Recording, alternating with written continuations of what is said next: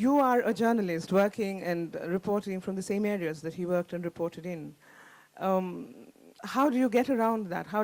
It must be a daily sort of struggle. There's no similarity between us at all, other than the fact that we're both Jewish. There's none at all. It's a tragedy. It's in everyone's mind. The beheading, and the way in which it was filmed and the subsequent information that came out, helped inform us about the way that different entities were working, in Karachi. But, you can see all of this is about what your tolerances are and how you plan and how long you've been in the job and what you're prepared to do. In that sense, it's completely different. I think you have to meticulously prepare for everything. I'm all about detail. Kathy's all about detail. It's about actually understanding nuances. And when people talk to you about Taliban, what we say is which Taliban. When people are talking about Lashkar, I want to know which wing it is. I want to know who it is that we're meeting, where it is. And, I think everything's about trying to find more detail, more complexity, understand all of that minutiae. I spent ages with the Federal Investigation Agency or the authority in Pakistan, the FIA, because I wanted to understand over a long period in time what the crime scene analysis was during the spate of suicide bombings that began after Lal Masjid. And the reason for that is that what you begin to understand from the scenes of crime, people, is the way in which different outfits come together and become an amalgam. It's not just, the insurgency in Pakistan. It is the coming together of many different factions. Now you have sectarian factions. Lashkar-e-Jangvi are fighting alongside Al-Qaeda. Sipa al-Sahaba are fighting alongside Lashkar-e-Jangvi, and there's a different pecking order. So, for example, Lashkar-e-Jangvi in an Al-Qaeda operation quite often do logistics and drive the trucks. The bombs are made by Arabs working for Al-Qaeda in Miram Shah in one of 7. One time there were 7 kitchens where they were cooking them. And the internal money raising was being done by what was an offshoot of Jaish-e-Mohammed. And so actually understanding all those elements, which parallel governments. It's a parallel government. But that is parallel administrative machinery. We need to know that. Departments so when I see the Twitter account of the chief of the army staff in Pakistan saying in the last 3 days before it was hijacked by someone today, rather spectacularly, saying we're going to take on the TTP. What's missing from this is actually the debate, the internal debate as to what these factions are that are supporting the carnage inside the country. So it's about having more detail in India about everything to do with the siege, as much detail as possible, not 64 pages. Not 64. Well, you'll have to write at least 3 more books, I think, for us to get all the details that you're talking about, at least 3. But the knack actually is not to write all the details. Rakesh Maria said to me, whatever you do, don't write a book about the Taj, because that really does us down. Don't write about the Taj, write about everything we saw on that night. The hell that we went through, the 1,000, whatever it is, 686 emergency calls I received in the first 22 minutes. But I said to him, if you write about everything, that's the job of government. Why didn't you say that to Pradhan? Tell him to write about everything. Our thing was a different task. It's to find something which was a gift to the city, which we felt dramatically retold events in a way that could be read by the widest number of people, but get to the essence of the truth, not take on the role of government. No, right. Which is why, the sections on David Headley and on Honey Bee, this is a I don't want to give this away for people who haven't read it, but you read the book and you'll see that there's no way that such an attack at such a sophisticated level, using manuals from India's defense establishment, could have been planned, carried out without somebody inside the Indian defense establishment. And right. Okay, Darshan. I think, can we take questions now, Adrian? I think a lot of people might have questions. Is there a mic in the audience? These lights are blinding. No, I think there are mics in the audience. Do you have questions? If you have questions, please raise your hand. Darshan has a question. Thank you so much for this insight. But it's intriguing. And I really wanted to know that, after going through all of the research that you did, how much really did our Indian intelligence, the political system, the bureaucracy, and all of this know about this entire leak and this entire information barrage, as well as all that you've told us? And that is the reason we are very worried, is because we really don't know even 1% of the truth. Yeah, good question. I mean, there's two answers to that. The first thing is they knew a whole lot. We now know that. We knew that the evidence came in from 2006 when Mumbai was identified and Lashkar was identified as the group that was planning the attack. And we know that through all the bulletins, in fact, there were far many more than 26 in total. There's a dossier which is like a telephone directory, and inside that every target was named apart from Chabad House. Instead, it said a Jewish center somewhere. So they didn't know where that would be, but everything else was named. Actually named Leopold and Taj. Yeah, everything was named. But you see, then the second thing to say is, of course, someone, I think it was Vikram Chandra, talks about signal to noise ratio, and you have to be aware that all this chatter happens, and it's the job of intelligence agencies to tame the chaos.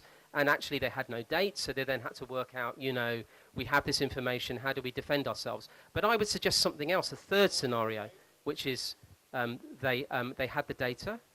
The data was very comprehensive. It was difficult to focus down, but also there was no development.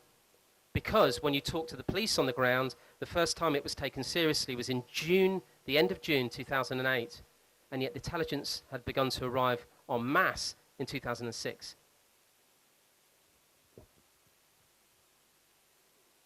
Anyone else? Any more questions? I think we've stunned everyone into silence.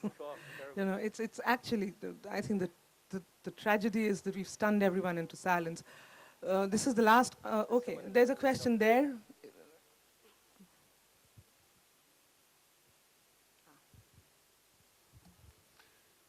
I want to know who the heroes of the book were or are. That's a really good question, because we've talked about issues and ideas and ideology and politics, and actually, this all began about people, and it began about people that we cared about a lot, who we empathise with and we loved, and whose stories are remarkable and tragic, and there's so many things in that book that touched us. We have many ideas of different kinds of heroes who emerged from it, people we became very attached to and are very fond of. I became very attached to a very notable, brilliant banker called K.R. Ramamurthy, who was on the 6th floor of the hotel, and who was taken hostage in his room and then dragged down to the 5th floor, tied up, and yet beaten quite severely, and then found his way out on his own. He wasn't rescued, he rescued himself remarkably. And his story and the kind of vivid hallucinations he went through all the time he was captive, I found difficult to forget. There were individual policemen and remarkable members of the National Security Guard who took great risks in talking and also recounting some of the things that they did, which in themselves were remarkable stories. How they actually ended the siege is like a boy's own adventure. Yes. At dawn they went around rousting shopkeepers in Mumbai, looking to make their own IEDs, finding ball bearings, bits of copper wire, anything that they could do to augment the explosives they had with them, and use this kind of fantastic improvised technology to actually end the operation. And the NSG had done a remarkable job. The fact they were late was nothing to do with them. They were let down by the bureaucracy around them. And so, there's heroes from that side, heroes from the Taj staff. Right. Ordinary people doing extraordinary things who would step up on that day and help to evacuate thousands. Just one other little moment. There was an American guy who was in the Souk restaurant on the 20th floor, top floor of the tower. And he was a Marine in the US Marines. As soon as he heard gunfire going off, the first thing he did was he shredded all of his ID, because he knew he would be a target. He'd be vulnerable. Yeah. He's of Indian descent. Indian descent, exactly. Ravi Dhanadaka. And what he did instead was, without telling anyone who he was he organised, first of all, a bastion in this restaurant, and he made it into a fortified setting. And then him and a few others evacuated hundreds of people across a sniper's alley, got everybody out alive, and then he vanished into the night and never told anyone what he'd done. And there was that sort of feeling of absolute, philanthropy, genuinely an act that had, was not looking for any kind of reciprocation or congratulations at the end of it. I think that is the only hope that we can, or the only positive we can take from a very, very tragic situation, and we can pray that such situations never come up again. Oh, there's another question now. They're thick and fast. What is the relationship between fear and knowing? In terms of writing, there's a huge relationship between fear and knowing. I think, it certainly quickens the faculties, and it encourages greater planning. There's nothing like fear to be more meticulous. More meticulous means that you're going to prepare better, work better to create scaffolding around what you do. Fear and knowing, in terms of people you interview, fear obfuscates and clouds. So people will tell you that, that they were holed up in the private club of the Taj, the Chambers, and they were evacuated at 2 a.m. And yet, if you look at their mobile phone and you look at the pictures they shot and the text messages they sent, it was at 4:30. And so fear becomes the sower of chaos. It can lead to absolute confusion and distorts time. And therefore, actually, only by matching metadata from things like photos and SMS and digital CCTV, data, I suppose, you know, yeah. you can only that can help to recalibrate what happens. So I think that's a great question, actually. Is that what you were asking, or were you also asking what is the relation between us, you know, the more we read, the more we know, and the more we fear? In the United was States, that? post 9/11, we have done a superb job of teaching people to be fearful and hateful. I wonder if it works.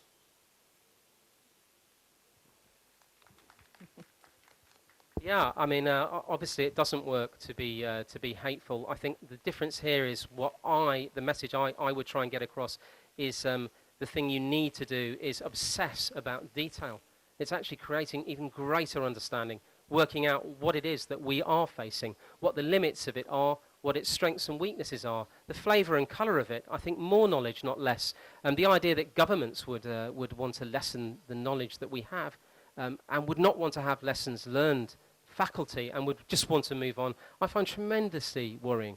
I think more knowledge. 9/11 said to me more knowledge. Before 9/11, I had completely different ideas. You know, and yet 9/11 produced books like Looming Tower by Lawrence Wright, and that's a great homage to knowledge. It actually went to the roots of the philosophy of Islamism, the roots of Al-Qaeda, and actually I think, if anything, it was against hatred.